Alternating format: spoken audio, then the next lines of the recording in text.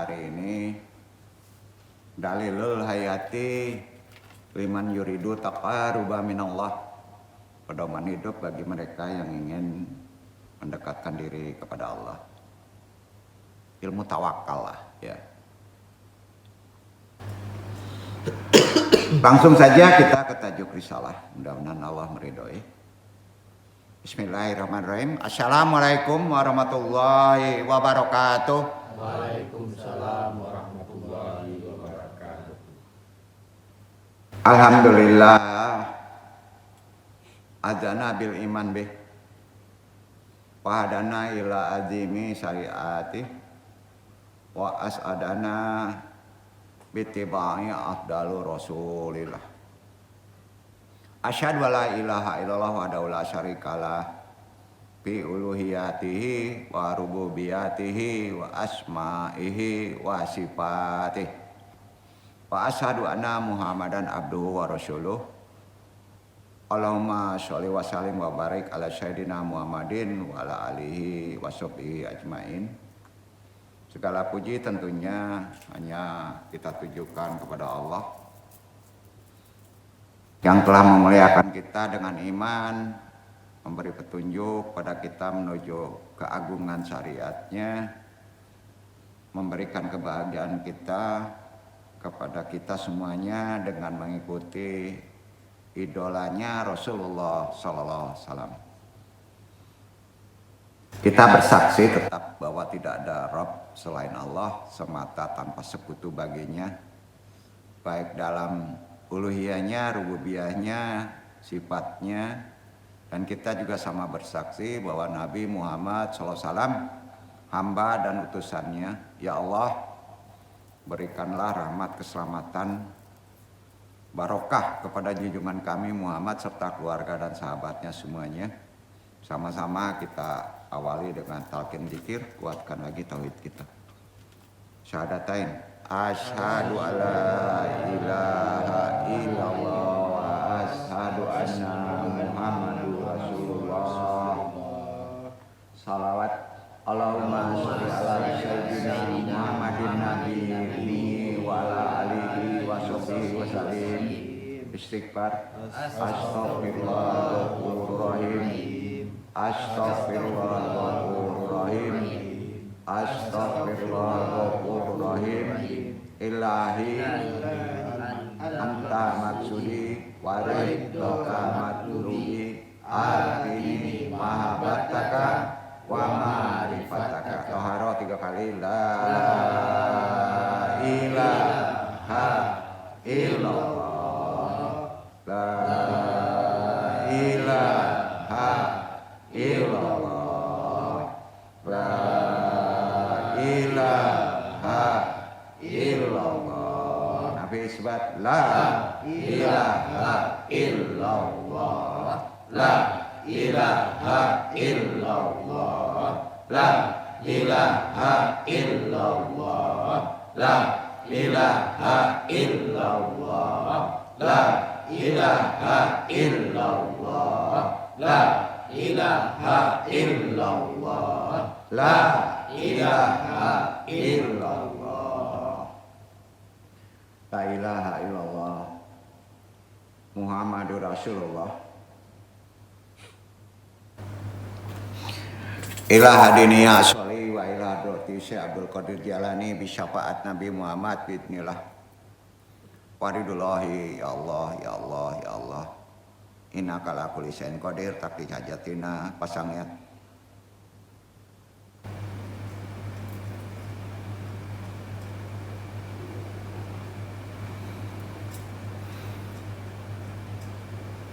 Wa khususan Nur Muhammad, wa khususan Nabi Yunaka Muhammad sallallahu alaihi wasallam,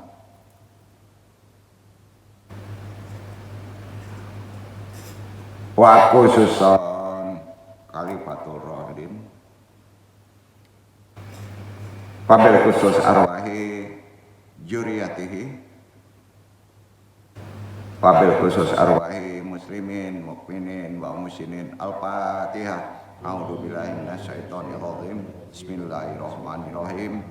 Alhamdulillahirabbil alamin arrahmanir rahim maliki yaumiddin iyyaka na'budu wa iyyaka nasta'in ihdinas siratal mustaqim siratal ladzina an'amta 'alaihim ghairil maghdubi 'alaihim waladdallin.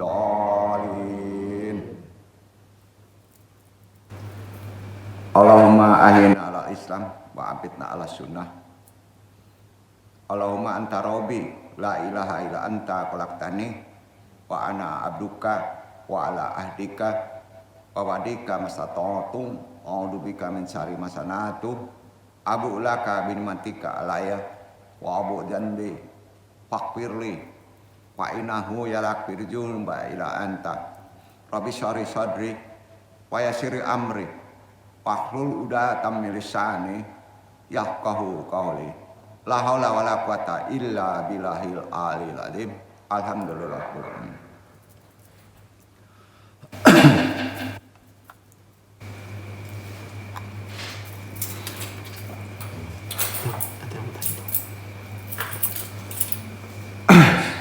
Sebelum kita talim, masih ada nan bertanya?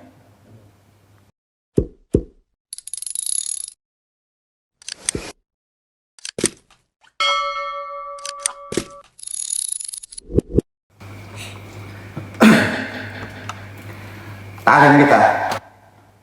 Alhamdulillah ala jami'a namihi wa minha anta makanan min huduri hadahal hafli bi syahadin wa afiyati lailat. Alhamdulillah barakatun minallah subhanahu wa ta'ala. Ayuhal huduru minal ihwani alladina subbihu lillah subhanahu wa ta'ala rahimahullah.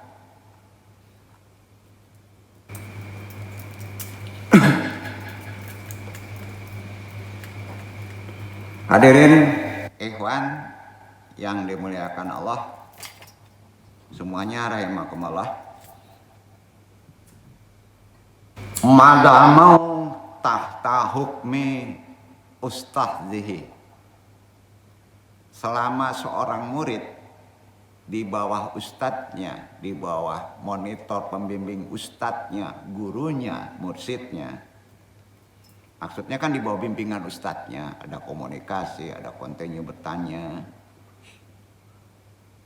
Tentunya mengikuti kajiannya gitu ya. Fatrokaihi daimun. Maka pertolongan ruhaninya akan kontinu. Itu artinya. Ya. Istiqomah atau konstan, nggak bisa berhenti selama si murid masih bernisbat kepada gurunya. Ya. Kecuali antum sudah merasa guru dan guru hanya sebagai keperluan. Hati-hati, kalau sudah ada rasa keperluan saja atau merasa setara dengan guru, merasa setara aja dengan guru, maka putus dia dengan si murid. Itu dalam ajaran tarekat, dalam konteks yang disebut hubungan ruhaninya. Itu adab. Apalagi menjadi putus kalau dia menganggap gurunya adalah setara. Itu adab tarekat. Karena si guru itu bersanad juga kepada yang lebih mulia. Sampai ujungnya ke Rasulullah. Maka si murid ini bisa menjadi merasa setara, dia tertarkiyah, tertutup. Yang disebut tarkiyah itu ruhaninya. Walaupun hubungan silaturahminya ada. Gurunya nggak akan bisa mengikat dengan imdad. Imdad itu behit.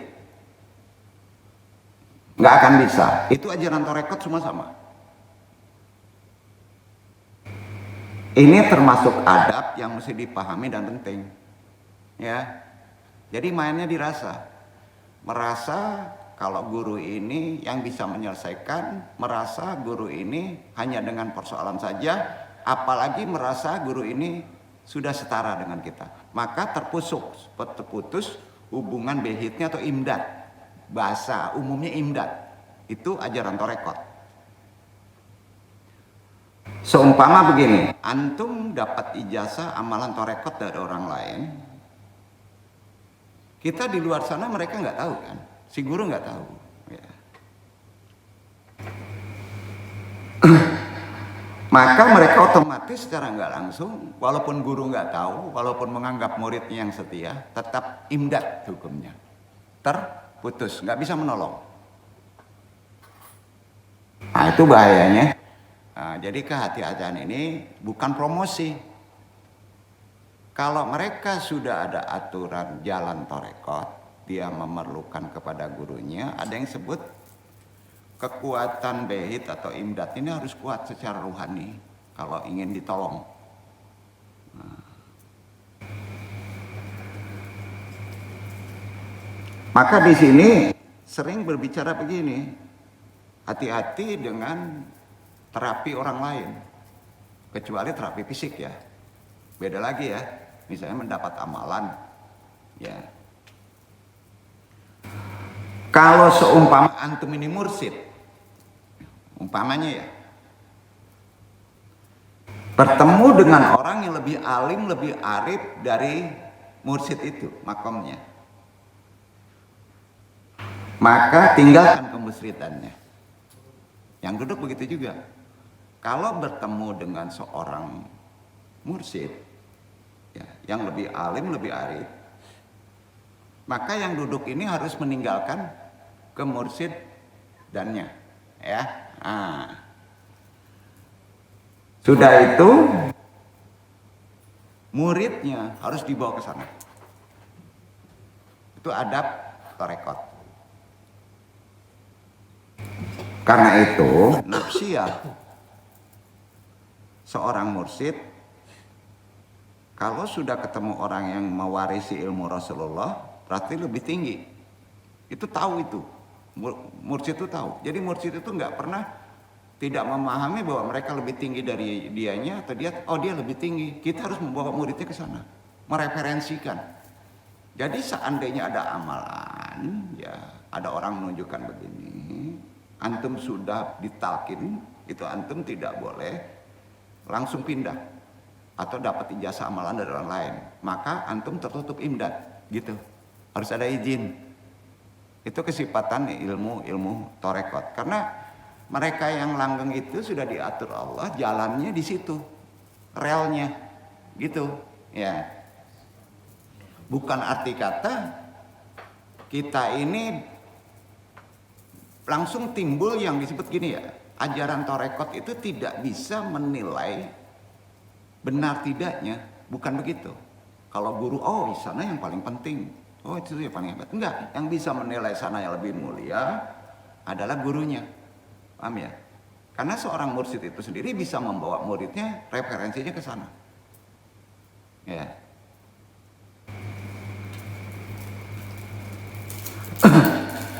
Jadi dia nggak mau meletakkan hijab kemursidannya. Kenapa? Mursyid itu hijab, bro. Yang namanya guru, dosen itu hijab. Kalau ada yang lebih mulia, mereka tidak memberikan referensi ke sana, maka muridnya juga tertutup keilmuannya. Apalagi ruhani. Karena mursyid, hati-hati ya, itu hijab. Apalagi kalau kita mengandalkan hanya selembar, 2 lembar ijazah kertas amalan, ya, ini ijazahkan, ini amalan, ya. Di sini Ando menjelaskan karena kita balik lagi ke torekat. Ya, hati-hati, agak tasyadud ya dalam hal ini, agak sedikit keras. Ya. Apa sebab amalan itu akan merusak dirinya, bukan ego seorang mursyid. Bukan, akan merusak dirinya. dia akan lepas dari jalur itu dan akhirnya beban dia itu menjadi masalah nanti. Karena dia di jalurnya itu membawa amanahnya itu beda-beda. Kalau beban pondasi di jalur itu nggak kuat maka ambruk. Ya, jadi ini yang perlu Andung sampaikan. Jadi agak sedikit tasyadud ya. Apalagi kalau dia menanya sesuatu kepada yang sejalan dengan torekotannya. Karena banyak sekali orang zaman sekarang yang memberhalakan hanya sebesar kertas. Paham ya? Ya. Yang namanya wusul, ini kajiannya. Ya, wusul itu artinya kan judul kaji nih. Nah, gimana cara mendekatkan diri kepada Allah kalau udah sampai namanya wusul? Ya. Yang namanya wusul itu ikhwan ya, akhwat ya, bukan karena kertas. Setuju nggak? Bukan. Nggak ada yang namanya wusul bil warkat nafi, nggak ada. Wusul itu bukan bil warkat nafi, bukan. Bukan warkat nafi, bukan. Nggak ada itu orang wusul dengan kertas, ya. Orang yang sampai wusul itu karena dia murid sudah tata hukmi ustadzih. Mahdamal tata hukmi ustadzih. Di bawah selalu dengan bimbingan ustadznya. Bukan amalan hanya selembar kertas atau seorang mursyid yang belum paham konsep torekotannya. Ya. Ketangkep nggak nih? Tangkap ya maksudnya ya. Antum sudah ditalkin, antum sudah kena. Ya. Dengan imdad seorang mursyid. Itu aturannya. Ya. Makanya orang-orang torekot zaman dulu murid-muridnya kalau suruh fisabilillah ya ampun-ampunan, biar dia nyewa. Begitu taklid sama gurunya. Bukan mendewakan guru. Ya. Antum di luar berbicara aja, saya diwakilkan sama guru, seolah-olah setara, tidak ada ucapan. Maka antum imdad, tidak terbehit. Paham ya? Paham ya? Nah, ini penting karena ini termasuk kalau mendekat kepada apa yang disebut wusul, mendekatkan diri kepada Allah, itu kan menyerahkan segala sesuatunya kepada Allah. Kalau dalam syariat tawakal, ya. Ini perlu adab yang tinggi dalam konteks kemakmulan. Ya. Karena menyerahkan kepada Allah itu bukan pasrah. Ya bukan. Ibarat Israel minta tolong sama Amerika. Bukan pasrah ke Amerika, tapi pengen dibantu Amerika. Ya, nah, begitu juga kehidupan kan. Ya. Jadi di sini penting kita pahami. Masalah adab dulu ya, karena mendekatkan diri kepada Allah sedekat-dekatnya itu perlu adab. Ilmu apapun juga tanpa adab nggak bisa. Ya, adab dulu baru ilmu. Ya, ini penting ya. Maka Nung jelaskan dulu perkara imdad ini ikatan ruhani terhadap mursyidnya. Ya, jadi dia tidak boleh alih dulu ke yang lain enggak.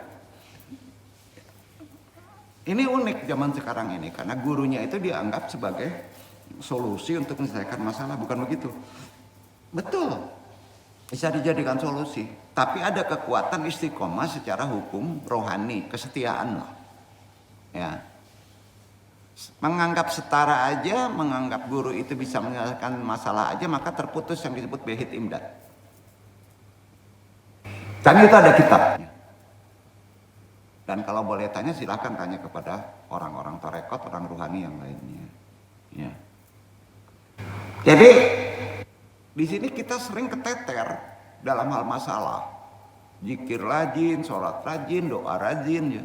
Tapi nggak selesai-selesai, karena mereka terputus imdadnya, betul kan? Ini Andung perlu jelaskan secara tasyadud, jangan mau merugi, lebih baik nggak usah belajar tarekat. Karena imdad antum itu terikat dengan istiqomah. Sampai ya. Nah.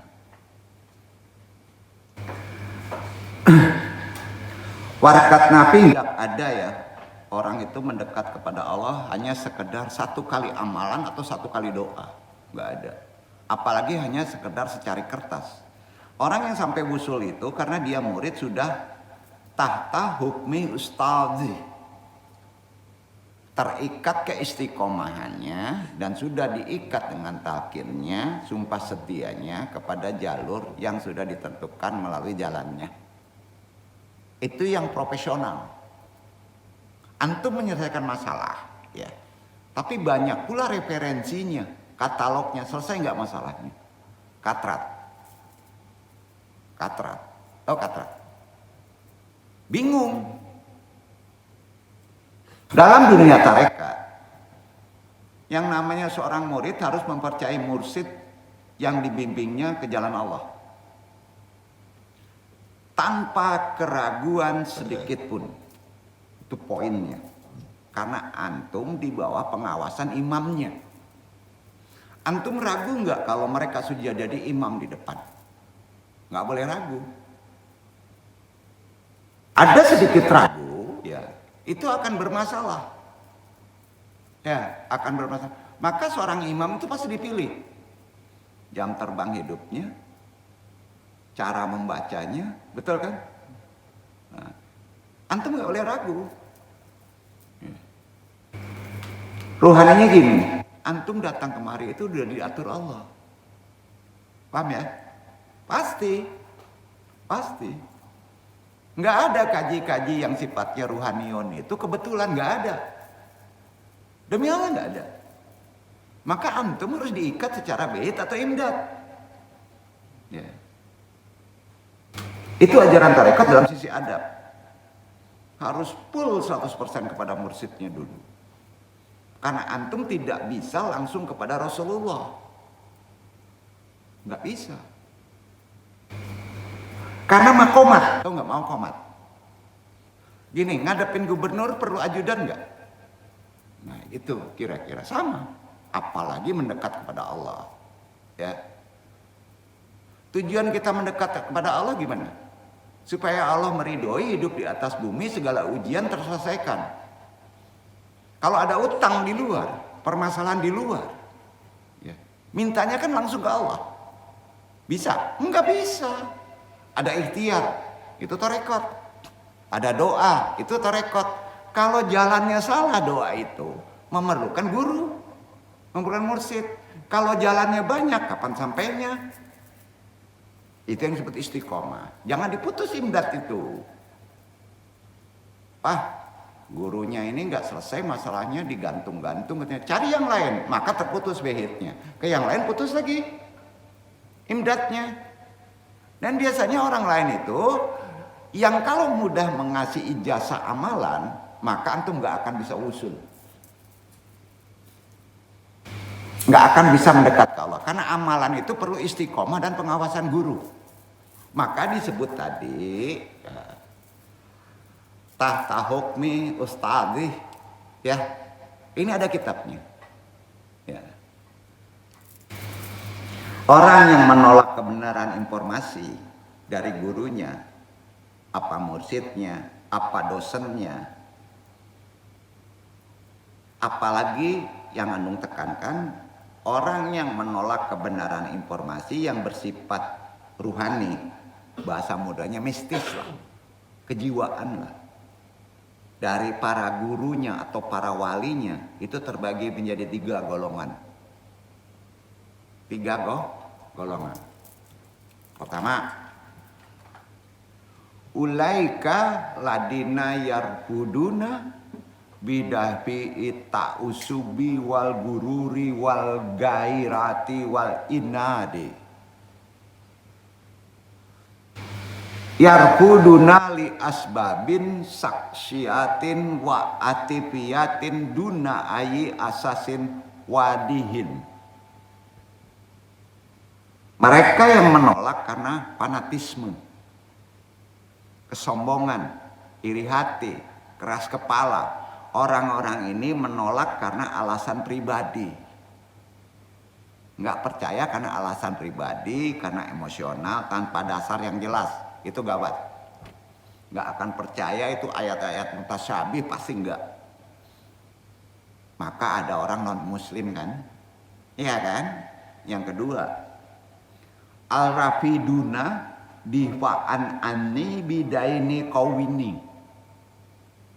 Hadihil jama'atu minal ulama'i dawil fahmi amiki limuktalifil ulumi diniyati waqtilafil ulama'i wa qadaya mu'ajijati awliyai wa karramatihim. Yang kedua, mereka yang menolak ajaran ruhani petunjuknya karena ingin membela agama yang lurus. Golongan ini adalah ulama yang memiliki pemahaman mendalam tentang berbagai ilmu agama.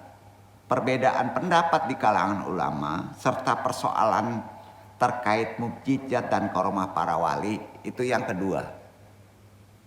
Dia menolak dengan satu ajaran itu perkara ruhani karena dia juga memakai ilmu. Ini nggak masalah, karena dia juga ada dasar ilmunya, sampai ya. Maka dalam Islam juga selalu timbul perdebatan, maka ada mazhab. Sampai ya. Yang ketiga, wali ikal ladina yarfuduna sayamwaro al haqiqati yantajiruna dalilatan damgilatan qabla kabululi al rafdi ayyi usulubin ruhiyin. Mereka yang menolak karena ingin menemukan kebenaran. Dia tolak, dia menuntut kebenaran. Mereka menunggu bukti yang jelas sebelum menerima atau menolak suatu metode spiritual. Jadi di spiritual juga harus ada bukti. Maka orang-orang itu diberikan karomah. Karomah itu kelebihan dari orang lain. Kalau antum sudah melihat kekaromahan orang sementara si mursyid tidak menunjukkan kepada orang lain, antum tidak percaya juga, maka antum imdad. Itu adab. Sampai ya? Apalagi menganggap sepele. Ya, disinilah kadangkala kita tertolak urusan kita. Behit mursyid nggak masuk, itu imdad tuh. Nah, semuanya ini ada kitabnya. Yang ngarang siapa? Syekh Abdul Qadir Jalani. Ya. Jadi dari ketiga golongan tadi, hanya golongan pertama saja yang tidak perlu digubris. Karena dia menolak karena fanatisme, karena kesombongan, keras kepala. Ya. Sekarang tanya, kita sebagai contoh yang sedang rame ini di global dunia ini. Walaupun digempur, negara Israel tetap juga ekspansi dengan beberapa alasan. Egosentris, egois, tertutup kan? Korbannya siapa? Rakyatnya kan? Ada yang kayak gitu dalam beragama banyak? Banyak. Yang pertama jangan digubris. Kedua, ketiga boleh. Berdebat boleh. Ya. Boleh. Ya. Karenanya mereka hanya mengedepankan emosional semata yang kelompok pertama. Adapun kelompok kedua dan ketiga yang Anu sampaikan tadi, ada kalanya setelah jelaskan seluk-beluk ajaran torekot, solusi bertorekat, tujuan torekat, maka mereka akan menerima dan tidak menolak. Namun ada kalanya teguh pada pendiriannya mengikuti prinsip mereka. Matayakunul muridu shodikon. Kapan dikatakan seorang murid bersungguh-sungguh serius dalam mendekatkan diri kepada Allah? Sesungguhnya setiap yang namanya murid yang menganggap enteng, biasa, suatu kemaksiatan, walaupun hanya sebentar biji jarah saja masih di hati. Kok guru saya nggak berhasil ya?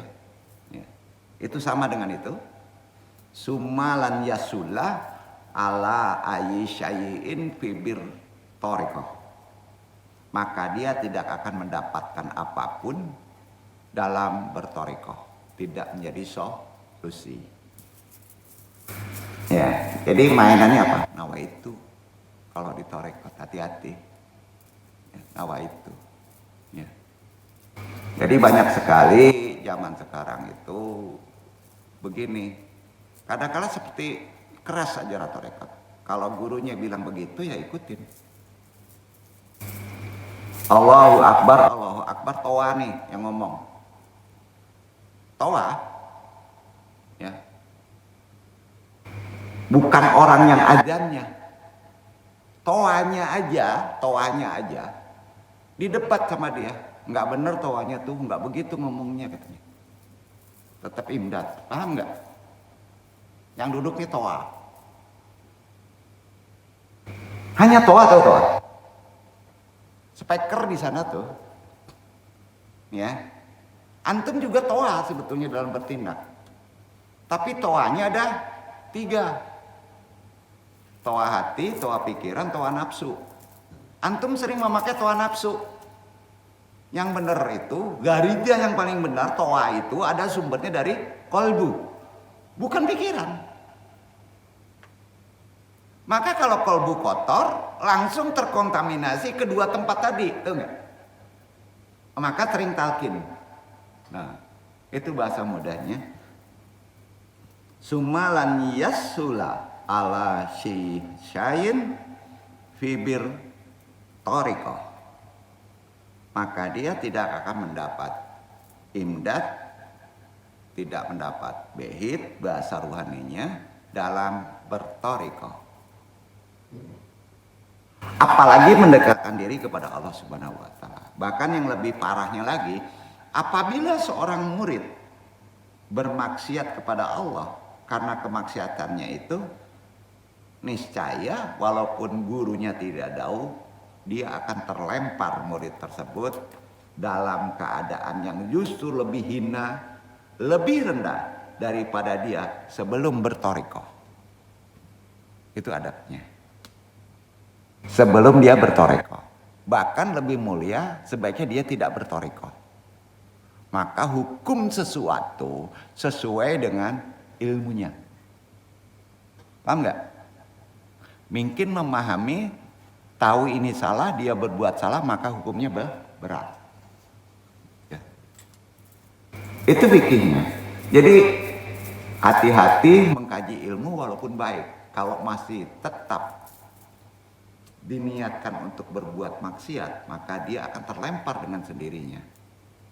Ya. Lebih hina, lebih rendah dari dia sebelum bertarekot. Karena itu menuntut ilmu, mendekatkan diri kepada Allah juga hati-hati. Dalam hal ini anu memberikan informasi untuk mendekat kepada Allah itu terkait pemahaman ruhani adalah konsepnya tauhid.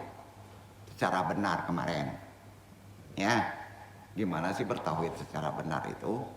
Ternyata bertauhid secara benar tidak bisa diucapkan secara lafaz. Aplikasinya kita harus memuliakan ciptaan Allah. Kalau antum minum,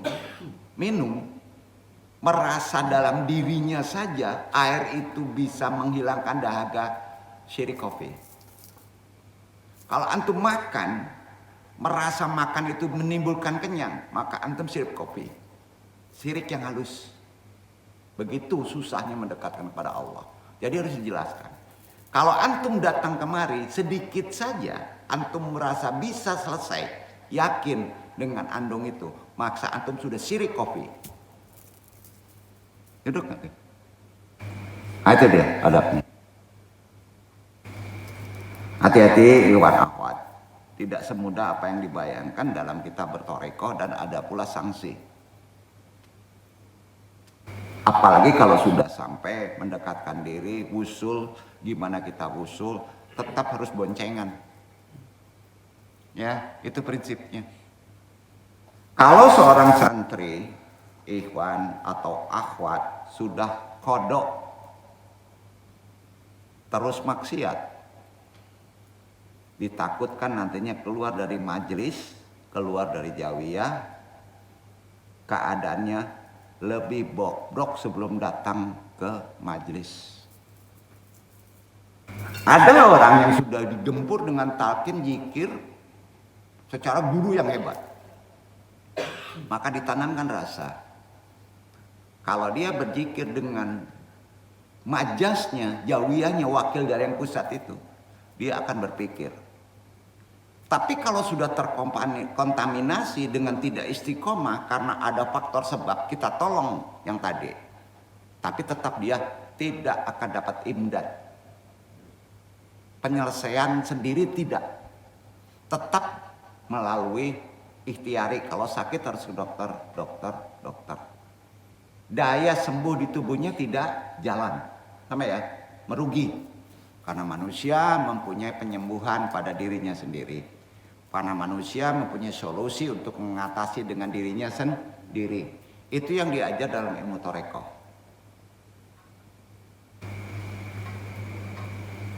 Jadi kalau sudah kodok terus maksiat, insya Allah keluar dari majelis keadaannya lebih bobrok dari sebelum dia datang ke majelis atau datang mondok. Bukannya bermajelis, bertoreko, tambah alim seharusnya kan? Nah, ini tambah naudzubillah min dzalik. Ya, gitu. Ini banyak kejadiannya ya. Bukan malah bermajelis bertoreko, justru dia mendapat moral akhlak yang tinggi seharusnya. Malah justru setelah bertorekot bermajelis mempunyai moral akhlak yang rendah sebelum dia bertoreko. Apa sebabnya? Tahawal bil maksiyah.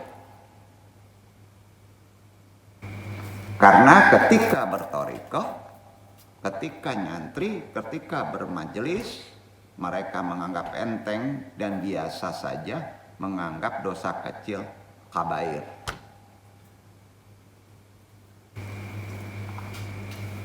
Ikhwan akhwat rahimakumullah, semuanya adab karena kita memasuki pendekatan diri kepada Allah bukan perkara mudah. Ajaran Thariqat itu memerlukan jalan, berjalan, menuju. Bukan ajaran teori, tasawuf. Banyak makrifatullah, ilmu mendekati diri kepada Allah, banyak amalan, banyak teori, sampai di kepala. Praktek jalannya mana bro? Benar kan? Karena berjalan perlu panduan, perlu kompas, perlu petunjuk. Jangan mudah. Jangan menganggap mudah. Itu ngerinya untuk mengkaji ini. Maka konsep intinya dalam ruhani bahasanya malamat. Tahu malamat? Nggak ada semuanya serba masya Allah. Nggak ada kekuatan, nggak ada kecerdasan, nggak ada kepintaran. Semua kita di bawah naungan Allah. Itu malamat. Jadi malamat bukan milik satu torekot. Ya. Malamat itu puncak seseorang mendekatkan diri kepada Allah. Syarat utamanya harus malamat. Ikhwan akhwat rahimakumullah, bertoreko orangnya disebut sufi.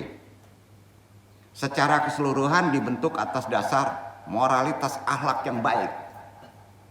Semakin menjadi sufi, maka bertambah kesempurnaan akhlaknya. Otomatis proses seseorang menjadi sufi. Sufi itu orang yang berjalan menuju Allah. Ya, jangan dikaji asal usul sejarahnya, udah pemahaman jelas. Sangat mungkin dilakukan oleh siapapun. Bahkan lebih mudah dilakukan oleh orang yang tidak mengaji khusus agama. Ya. Dari zaman ke zaman, sistem dan pola pendidikan sufi yang benar itu harus selaras dengan unsur-unsur dan fitrah manusia.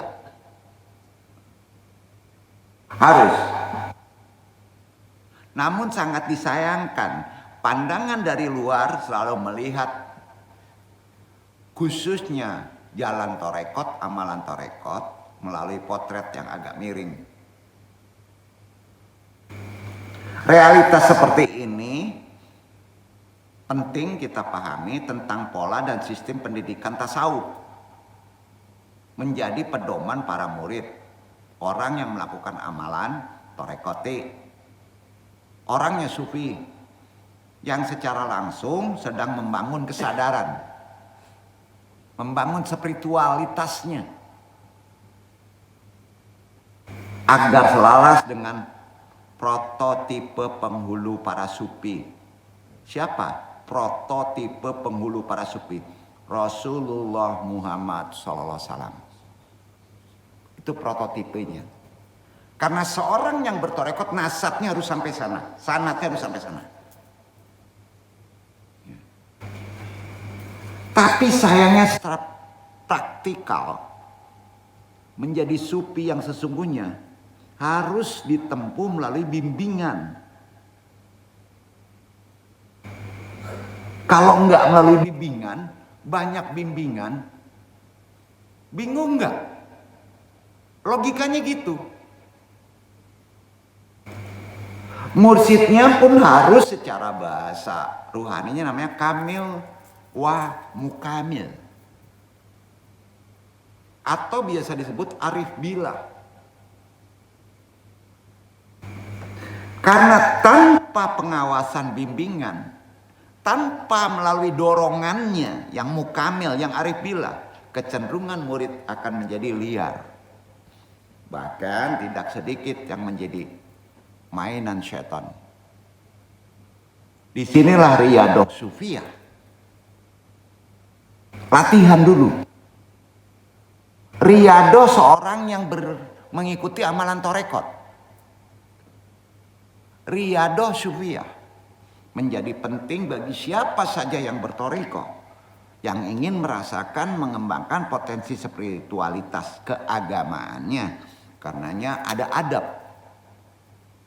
Seorang murid tarekat selalu mencela hawa nafsu. Bukan hawa nafsu orang. Mereka tidak memandang amalnya. Mereka tidak menghakimi.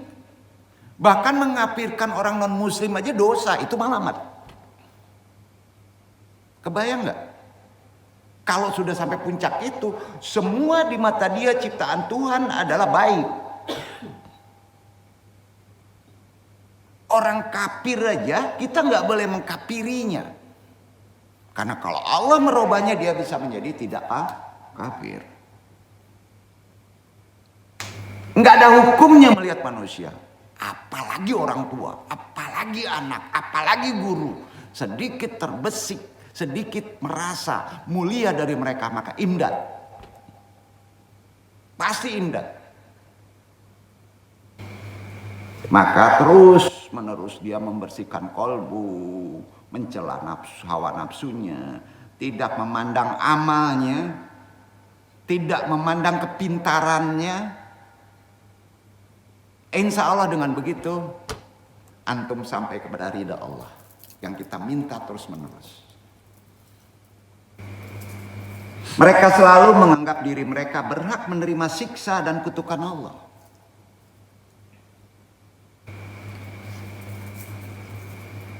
Sampai-sampai Abu Yazid Al-Bustami, seorang sufi keren nih, seorang ahlul thariqah, ahlul hadis, hafal Quran, setiap kali bangun tidur segera mengusap wajahnya untuk memastikan wajahnya dalam kondisi baik-baik saja. Ketika muridnya bertanya kenapa demikian wahai mursyidku, beliau menjawab, ini akhafu an yubdila khalqi surata qalbin au kindirin bisababi masanaat min amalin qabihatin. Aku khawatir Allah mengubah diriku dengan rupa anjing dan babi karena perbuatan nista yang kulakukan. Seorang sufi begitu tiap hari. Ya Allah, jangan dirubah wajahku seperti anjing dan babi. Antum nggak mungkin melihat seperti itu. Kalau ngelihat yang ganteng-ganteng aja, tapi seorang mursyid yang kamil arif billah melihat orang datang aja, yang dilihat adalah kejelekannya sebelum datang. bisa seperti anjing dan bisa seperti babi. Makanya nggak bisa dibohongin. Aduh, kok jadi keras gini kajinya? Capek. Kalau ditolong, putus imdat, ngerti nggak? Kan capek. Buang peluru. Iya.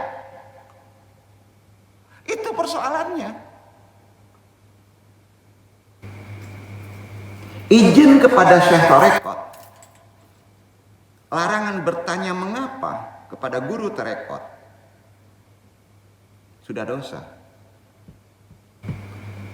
Mengapa demikian? Nggak bisa.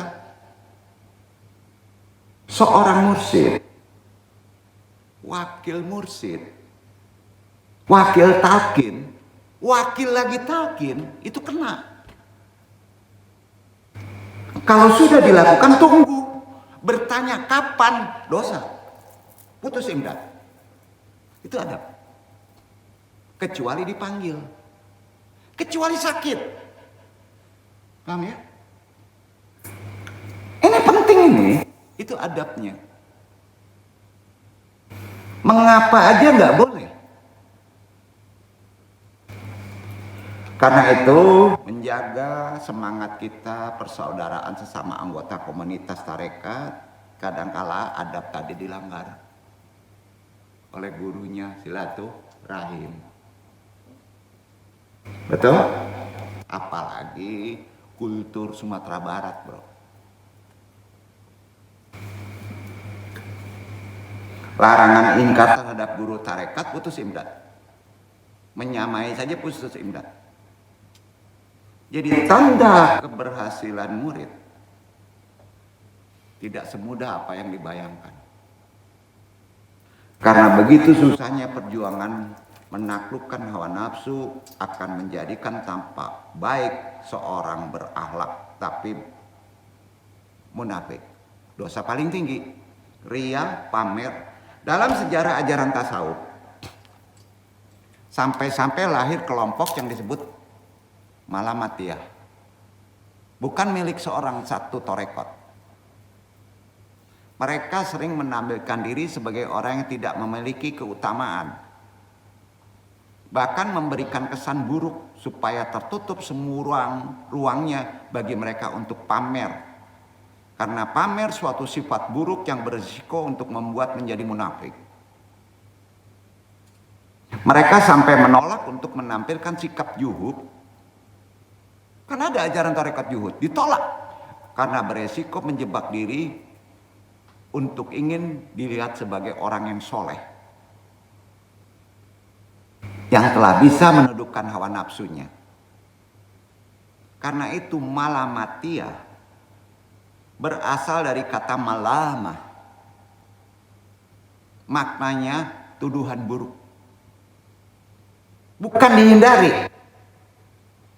Bahkan dia meminta dituduh buruk. Makin dituduh buruk, makin dikucilkan seantero Nusantara, makin kuat spiritualnya. Itu yang bodoh kita. Ketahuan pun orang itu tidak boleh menyebut kafir. Membuat aib itu hak Allah. Allah aja menutupi. Kita bongkar itu di mass media, maka dia akan lebih kuat. Bodoh nggak kita? Ayo. Bodoh kan?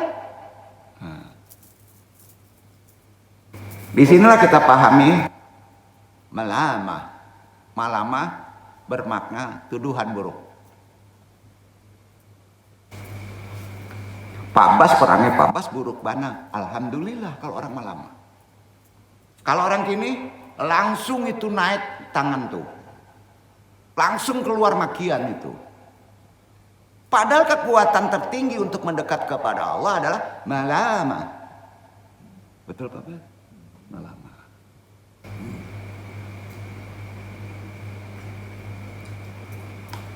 Jadi sumber pamer sama dia dinafikan sama sekali. Karena di sana yang bergerak bukan lahirnya tapi ruhaninya. Masih di awal-awal sejarah Islam, pernah ada masa yang di dalamnya istilahnya Malamatiyah. Malamatiyah itu ahli syubhah dengan bahasa yang berbeda. Cikal bakal tasawuf yang ajarannya bermakna penyucian hati, bukan sumber semua kekotoran hati. Itu adalah kesombongan. Sumber kotor hati apa? Sombong, yang darinya bisa lahir sum'ah, uzub, ria, hanya dari sombong. Termasuk terperangkap kepada sifat gurur, yaitu tertipu antum. Pinter gimana kalau sombong naik, maka tetap aja tertipu, betul kan? Nah, gurur tuh. Jadi tertipu oleh apa? Tertipu oleh kebaikan dirinya akibat merasa lebih baik dari yang lain. Akibatnya kebaikan itu justru bisa berakibat buruk bagi kita karena susahnya perjuangan menaklukkan nafsu menjadi merasa tampil baik. Itu gurur, disebut hijab. Inilah makna sebagian sufi memilih menampilkan kesan buruk atas dirinya, Malamatiyah. Ya. Walaupun dengan demikian mereka tak bisa dijadikan panutan. Kalau dia kelihatan buruknya, memperlihatkan buruknya, bisa jadi panutan nggak? Di situ kekurangan ajaran Malamatiyah. Sampai nggak? Iya kan? Nah. Karena orang berpikir daripada bisa memandu orang tapi berisiko terjebak kemunafikan. Ada adab juga di orang-orang yang sampai ke malama. Biarlah orang melihat kita sebagai orang yang buruk dan menjauh dari mereka. Tapi dengan demikian mereka bisa lebih terjamin terbebas dari kemunafikan. Fenomena Malamatiyah, kalaupun kita anggap terlalu ekstrim ajarannya, sebetulnya bisa memberi pelajaran keseimbangan kepada kita dalam kondisi kekinian. Tentang susahnya menjadi orang baik, tentang susahnya berkolbun salim. Kolbu bersih itu kuncinya malamah. Itu aja bahasa tingginya. Setidaknya pandangan tasawuf demikian. Mudah-mudahan Allah menjauhkan kita semua dari akar sifat-sifat buruk ini. Malamatiyah adalah sebuah ajaran dalam ajaran tasawuf. Makomnya sangat tinggi karena terkait karakter yang ingin dijelekkan. Atau sufisme yang menekankan pentingnya menyalahkan diri sendiri dan menolak untuk merasa suci dan benar. Ajaran ini pertama kali dikembangkan dalam dunia kepondokan Jawi atau Ribat oleh Syekh Hamdun Al-Qasyar. Itu disebarkan, padahal malamat itu individu. Sama enggak? Individu itu. Ini mendorong individu untuk fokus pada kelemahan diri dan menjauhi kecenderungan menyalahkan orang lain. Itu poinnya. Malamatiyah juga menekankan pentingnya sikap rendah hati, toleransi, dan cinta damai serta menghindari sikap egois penuh kebencian. Gitulah poinnya. Itu kan ajaran tarekat semuanya. Menyalahkan diri sendiri. Bahwa seseorang harus lebih menyalahkan diri sendiri atas kesalahannya dan kelemahannya dan tidak menyalahkan orang lain. Ini bertujuan untuk menghilangkan egosentrisme dan mendorong introspeksi. Karenanya menolak kesucian diri. Ajaran ini menekankan bahwa tidak ada individu yang benar-benar suci atau sempurna. Dan semua orang memiliki kelemahan dan kesalahan. Itu ada di Quran. Hal ini bertujuan untuk menghindari sikap sombong, merasa lebih tinggi dari orang lain. Karena itu sikap toleransi dan pemaaf dalam Malamatiyah mendorong sikap toleransi dan pemaaf terhadap orang lain seperti yang mereka tunjukkan kepada dirinya sendiri. Mereka akan naik secara makom spiritual, bisa menyadari bahwa setiap orang memiliki kelemahan dan kesalahan, sehingga perlu bersikap terbuka dan memahami. Cinta damai. Ajaran ini juga mengajarkan pentingnya cinta damai dan menghindari kekerasan. Malamatiyah berusaha menghilangkan rasa iri hati, dendam, dan permusuhan, mendorong sikap perdamaian, kebersamaan, menjauhi egosentrisme. Malamatiyah juga berusaha untuk menjauhi sikap egosentrisme, fokus pada diri sendiri, mendorong individu lebih memperhatikan orang lain, menunjukkan kepedulian terhadap kebutuhan mereka. Aktualisasi di masa kini dalam ajaran Marab. Aktualisasinya gimana di kondisi sekarang yang serba modern? Tahu nggak? Yang penting kan aktualisasinya di zaman sekarang. Ajaran Malamatiyah memiliki relevansi yang kuat di tengah konflik dan kekerasan yang terus terjadi. Non-blok kita sudah terkontaminasi, bro. Ya, kan non-blok. Malamatiyah tuh. Ya, nilai seperti toleransi, cinta damai, rendah hati dapat menjadi sumber inspirasi untuk menciptakan masyarakat yang lebih damai kan? Umat yang lebih baik, damai. Rahmatan lil alamin, harmonis. Konflik, teror, kekerasan adalah lubang hitam kebudayaan yang berpangkal dari watak egosentris. Jangan disebut produk politik, tidak. Bukan produk politik tuh. Itu berpangkal dari watak egosentris. Islam ngajarinnya begitu. Keinginan kepentingan antar pihak yang gagal dinegosiasikan memantik konflik. Nggak ada negosiasinya. Teror menjadi sarana untuk memusnahkan orang lain. Kekerasan berubah jadi semacam berhala baru yang melumpuhkan nalar. Iya. Lebih berbahaya lagi ketika konflik kekerasan mendapat justifikasi dari agama. Lebih gawat lagi, itu nampak dan konstruksi budaya yang ditafsiri secara keliru. Merasa diri suci lalu memandang orang lain hina, malamat kan? Suka mengkafir-kafirkan orang. Bahasa Qur'annya takfiri.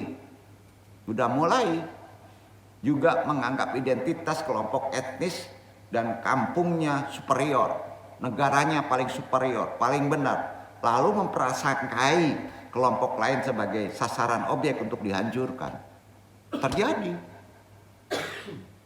Maskulinitas juga dimaknai sebagai salah kaprah. Hingga saat ini medsos kita sangat sesak dengan narasi kebencian. Perhatikan. Dunia medsos itu narasinya kebencian. Walaupun kodoknya kebaikan. Bukan prihatin karena kita nggak ngerti konsep malamat. Berarti memponis, menuduh orang lain kafir. Sama juga. Padahal belum tentu yang dikafirkan itu betul-betul kafir. Karena ada di Quran. Maka sangat mudah ditemui kasus pengkafiran di zaman sekarang dengan model yang berbeda. Mengkafirkan orang yang lain menjadi suatu representasi radikalisme dari satu perspektif. Karenanya takfiri menjadi satu di antara ciri-ciri radikalisme. Tidak heran, jangan heran apabila pengkafiran ini bermula dari sikap merasa paling benar sendiri, merasa paling soleh sendiri, merasa paling mulia sendiri. Seorang pelaku takfiri itu terhijab, biasa menutup diri sebagai paling Islam. Kalau di agama, aku yang paling Islam. Di ajaran Torekot, tasawuf udah diusir tuh. Iblis gimana? Iblis. Karena dia yang merasa paling Islam, tahu nggak? Dia yang merasa paling Islam. Kalau nggak saya, nggak selesai, bahaya nggak? Nah, adapun kelompok lain yang tidak sesuai dengan pandangannya disebut kafir.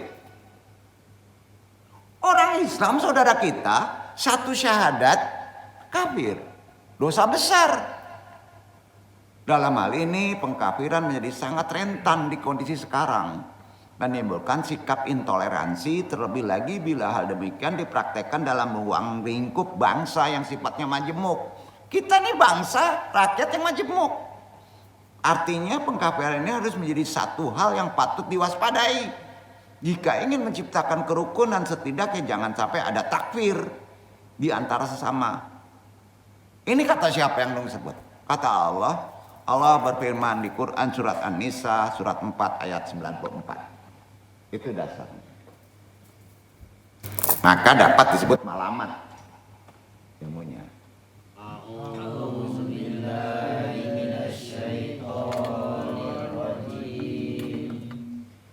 Bismillahirrahmanirrahim. Bisa.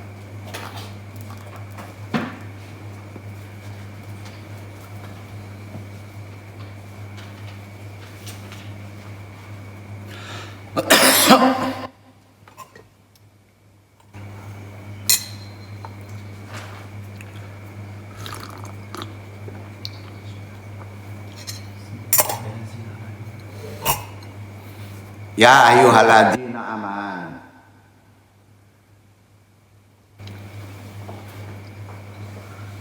Ya ayyuhalladzina amanu idza sarabtum fi sabilillahi fatabayyanu wa la taqulu liman alqa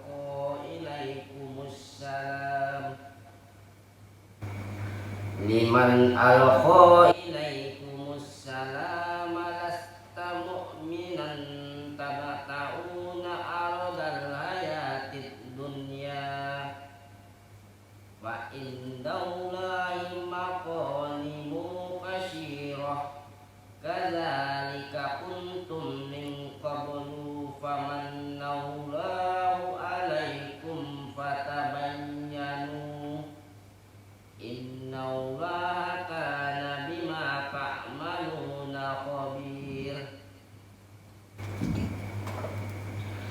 Hai orang-orang yang beriman, apabila kamu pergi berperang di jalan Allah, maka telitilah dan janganlah kamu mengatakan kepada orang yang mengucapkan salam kepadamu, kamu bukan seorang mukmin, lalu kamu membunuhnya dengan maksud mencari harta benda kehidupan di dunia.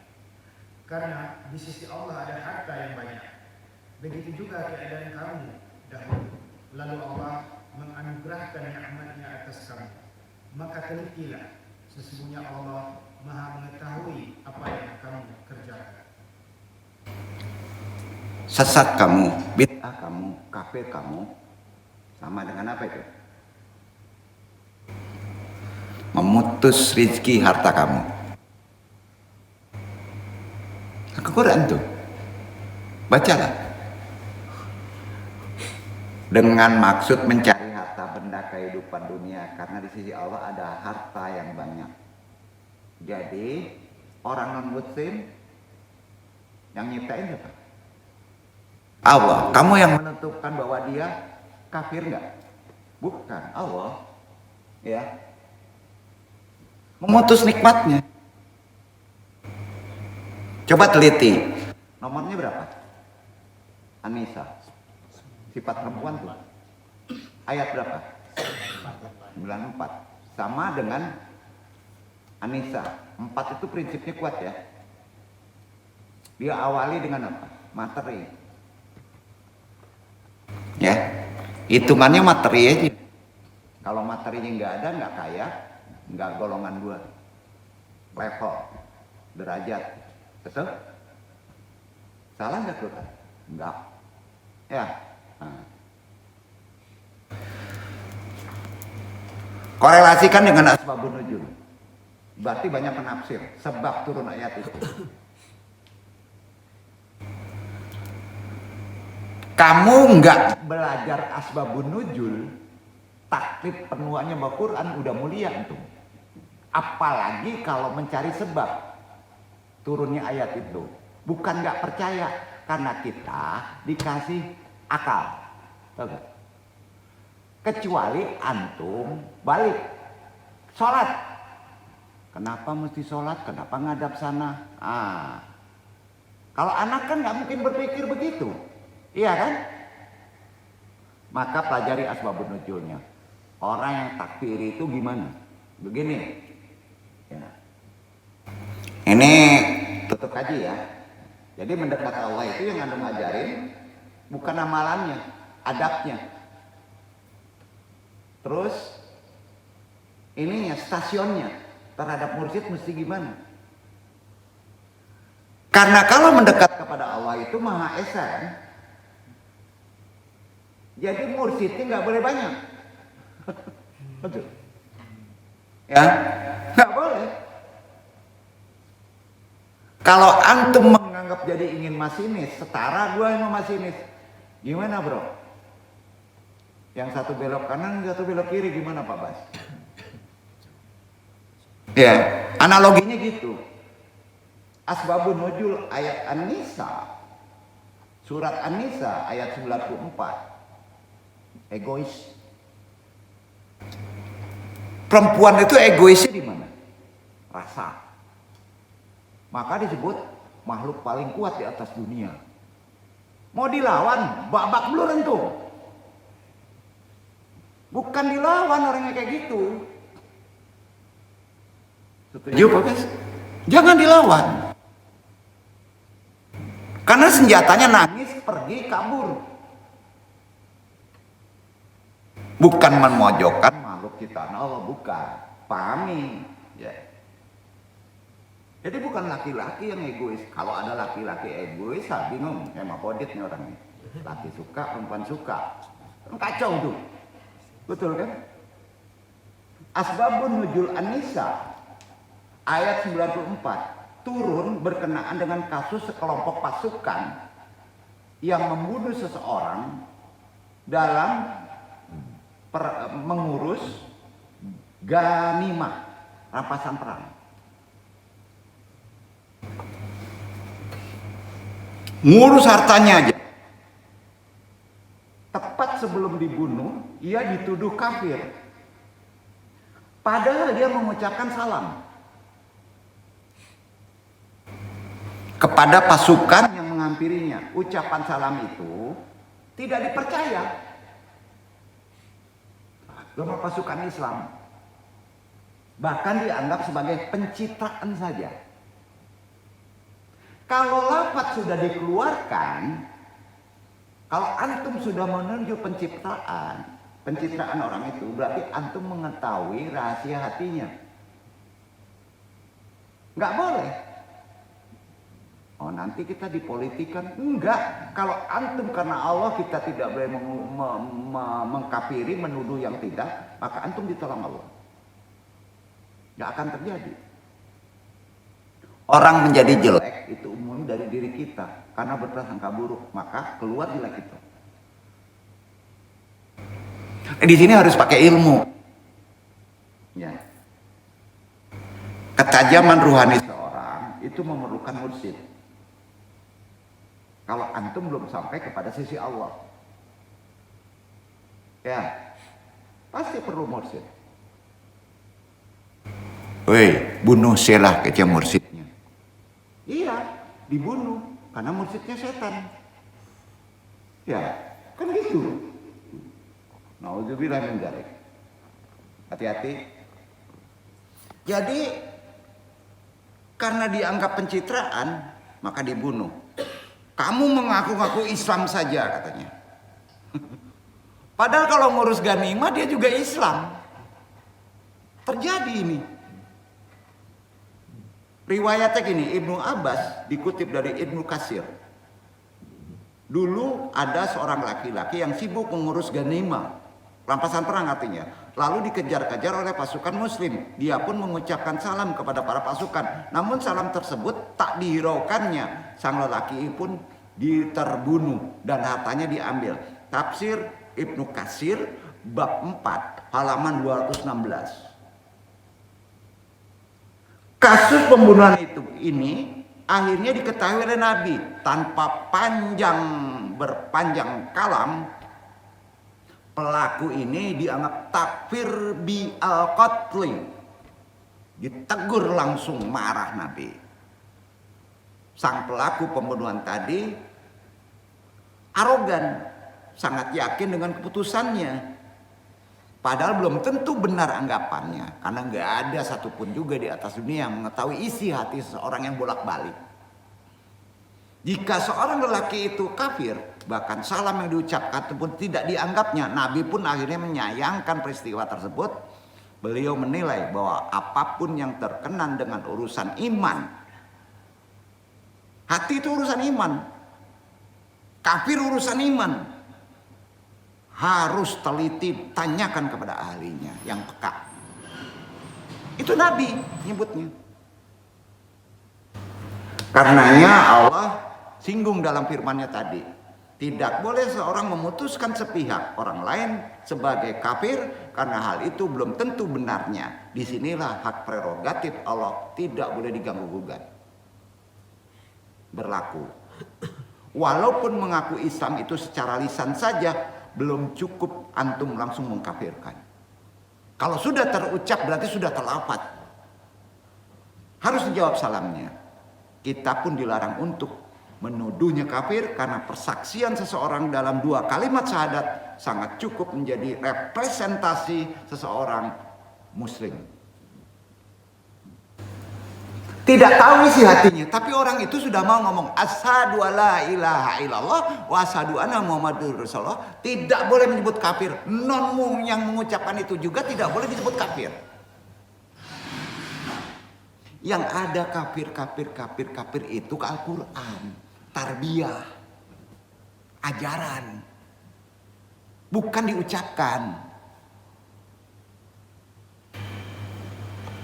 Disinilah pentingnya sebagai muslim teliti, pahami, melihat urusan orang lain perihal sikap yang tidak percaya ungkapan syahadat. Seseorang itu menjadi satu penyakit yang harus diwaspadai zaman sekarang.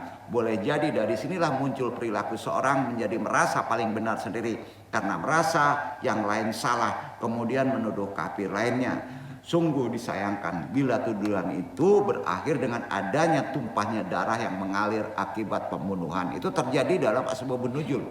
Ceritanya begitu, itu disebabkan akibatnya fatal, arogansi pengkafiran. Dari ayat tadi terungkap pelajaran haramnya memvonis kafir seorang yang sudah jelas Islamnya.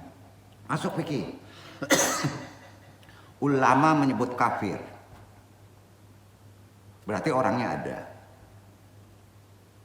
Takbih menyebut kafir, berarti pengucap itu hukumnya jawab sendiri. Kalau begitu nggak boleh dimakan. Kalau dikasih rezeki harus dihindari, berarti pemutus nikmat. Sampai? Ya, jangan menuduh, berprasangka baik dulu.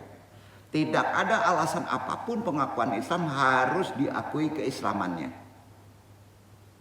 Ulang, tidak ada alasan apapun pengakuan Islam harus diakui keislamannya. Terkait apakah syahadat itu pura-pura atau tidak bukan menjadi wilayah manusia.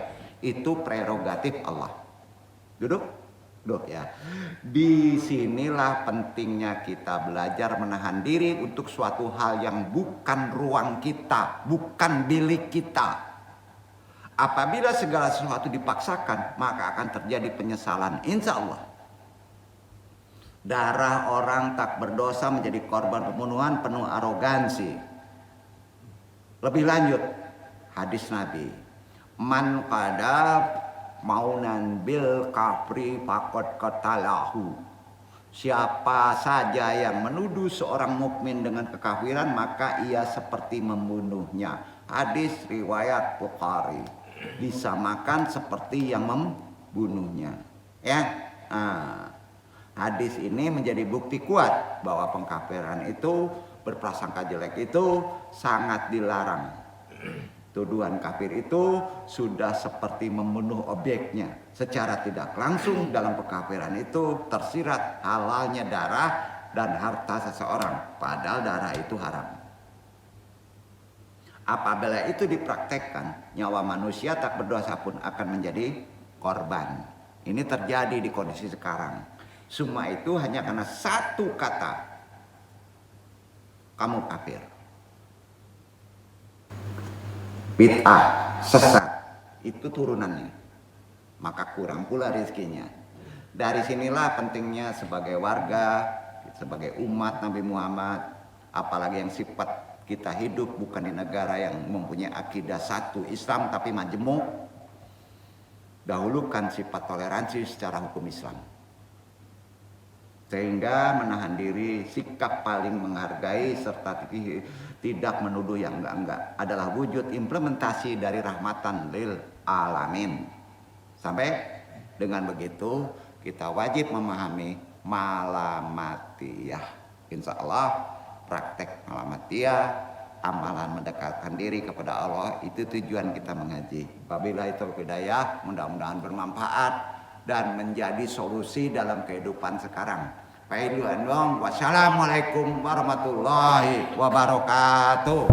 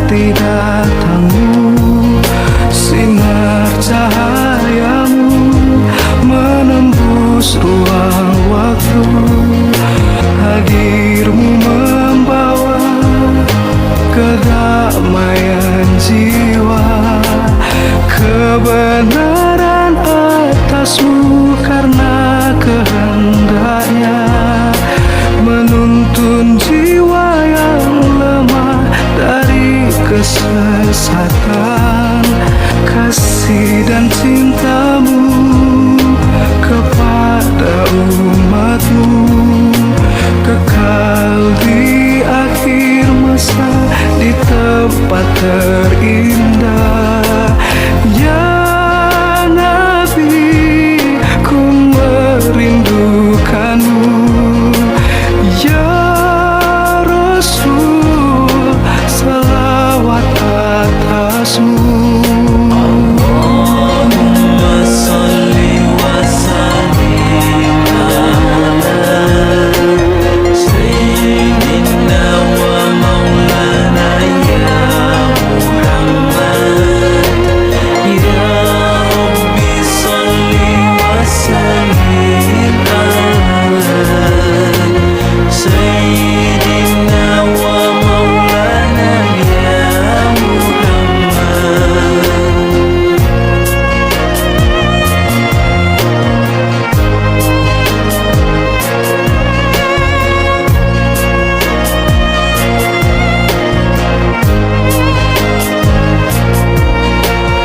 malam terang menanti hadirmu dan bumi bertasbih menanti datangmu.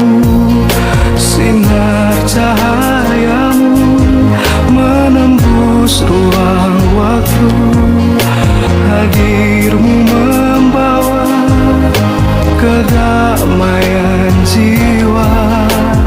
Kebenaran atasmu karena kehendaknya menuntun jiwa yang lemah dari kesesatan. Kasih dan cinta